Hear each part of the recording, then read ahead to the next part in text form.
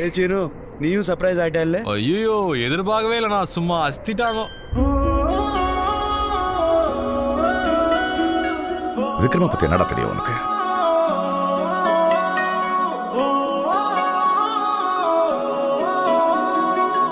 I love Paris.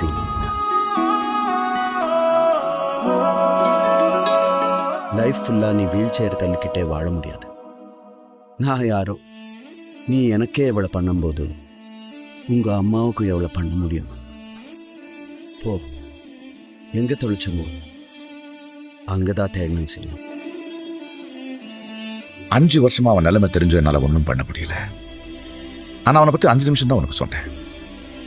அவன் வாழ்க்கையை மாத்திட்டியாடா.